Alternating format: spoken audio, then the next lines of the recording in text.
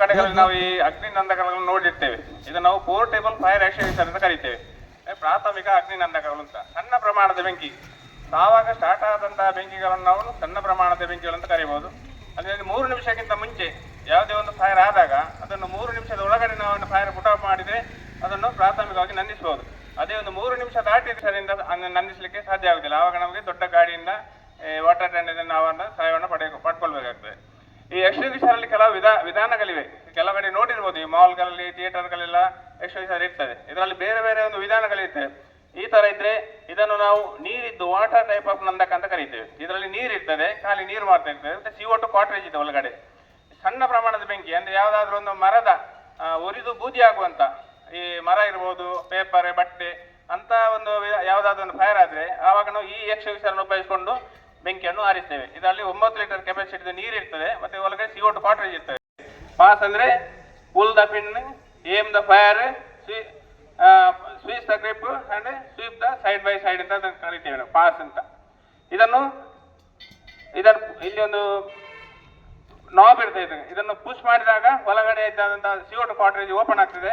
ಅಲ್ಲಿಂದ ಅದು ಗಾಳಿಯ ಒತ್ತಡಕ್ಕೆ ಈ ನಾಜಲ್ ಮಾಡಬಾರ್ದು, ಗಾಳಿಯ ದಿಕ್ಕಿನೊಂದಿಗೆ ನಾವು ನಿಲ್ಬೇಕು. ಈಗ ಗಾಳಿ ಈ ಕಡೆ ಬೀಸ್ತಾ ಇದ್ರೆ ಆ ಕಡೆ ನಿಂತ್ಕೊಂಡು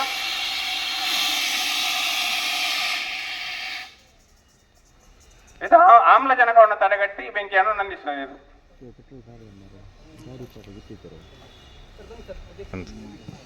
ಆಂಟಿ ಕ್ಲಾಕ್ ವೈಸ್ ಅಲ್ಲೇ ಟರ್ನ್ ಮಾಡಿದ್ರೆ ಆಯ್ತು.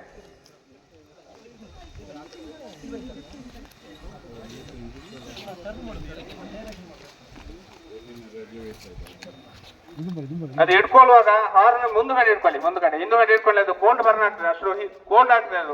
ಅದು ಆಪರೇಟ್ ಮಾಡಿದ ತಕ್ಷಣ ಅಲ್ಲಿ ಐಸ್ ಫೈರ್ ಆಗ್ತದೆ. ಅದು ನಾವು ಅಲ್ಲಿ ಗಟ್ಟಿ ಕೈಯಲ್ಲಿ ಇಟ್ಕೊಂಡ್ರೆ ನಮ್ಮ ಕೈ ಕೋಲ್ಡ್ ಬರ್ನ್ ಆಗ್ತದೆ, ಅದು ಅಷ್ಟು ಕೋಲ್ಡ್ ಆಗ್ತದೆ.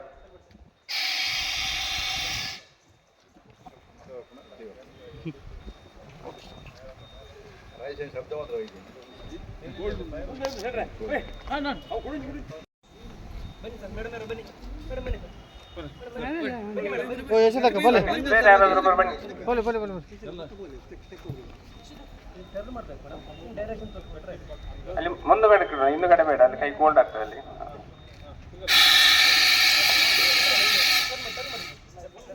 ಓಪನ್ ಮಾಡಿ, ಫುಲ್ ಓಪನ್ ಮಾಡಿ.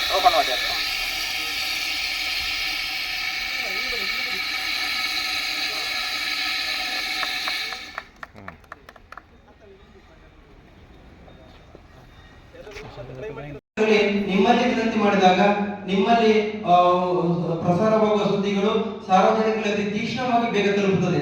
ಈ ಅಗ್ನಿ ದುರಂತ ಹೇಗಾಗ್ತದೆ, ಅದರಿಂದ ತಮ್ಮ ಹೇಗೆ ರಕ್ಷಣೆ ಮಾಡಿಕೊಳ್ಳಬಹುದು, ಅಥವಾ ಈ ಅಗ್ನಿ ದುರಂತಗಳನ್ನ ಕಡಿಮೆ ಮಾಡುವುದು ಯಾವ ಕ್ರಮಗಳಲ್ಲಿ ಮಾಡಬಹುದು ಅಂತ ಹೇಳ್ಕೊಂಡು ಸಾರ್ವಜನಿಕರಿಗೆ ತಮ್ಮ ಮೂಲಕ ನಾವು ವಿನಂತಿ ಮಾಡಿಕೊಳ್ಳೋದಿಷ್ಟೇ.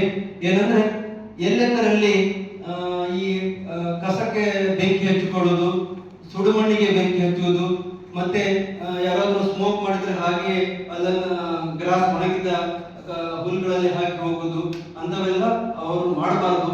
ಯಾಕಂದ್ರೆ ಅವರು ಹಾಕಿ ಹೋಗ್ತಾರೆ, ಆದ್ರೆ ಗಾಳಿ ಬಂದು ಅಲ್ಲಿ ಫೈರ್ ಜಾಸ್ತಿ ಆಗುತ್ತೆ. ಫೈರ್ ಜಾಸ್ತಿ ಆಗಿ ಹಾಗೆ ಸ್ಪ್ರೆಡ್ ಆಗಿ ಮನೆ ಇರ್ಬೋದು, ಬೇರೆ ಬೇರೆ ಪ್ರಾಪರ್ಟಿ ಎಲ್ಲ ಲಾಸ್ ಆಗುವಂತ ಸಾಧ್ಯತೆ ಇದೆ. ಆದ ಕಾರಣ ನೀವು ಜಾಗ್ರತೆ ಮಾಡಬೇಕು, ಪಬ್ಲಿಕ್ನವರು. ಅಂತಹ ಒಂದು ತಮ್ಮಲ್ಲಿ ಒಂದು ಜವಾಬ್ದಾರಿಯಿಂದ ನೀವು ಕಾರ್ಯನಿರ್ವಹಿಸಬೇಕಾಗ್ತದೆ. ಹಾಗೆ ನಮ್ಮ ಉಡುಪಿ ಅಗ್ನಿಶಾಮಕ ಠಾಣೆಯಲ್ಲಿ ನಾವು ಹೇಳುವುದಾದ್ರೆ ಇಷ್ಟರವರೆಗೆ ನಾವು 120 ಅಗ್ನಿ ಕಾರ್ಯಗಳನ್ನು ಅಟೆಂಡ್ ಮಾಡಿದ್ದೇವೆ. ಹಾಗೆ 20 ಸುಮಾರು ರಕ್ಷಣಾ ಕಾರ್ಯಗಳನ್ನು ಅಟೆಂಡ್ ಮಾಡಿದ್ದೇವೆ.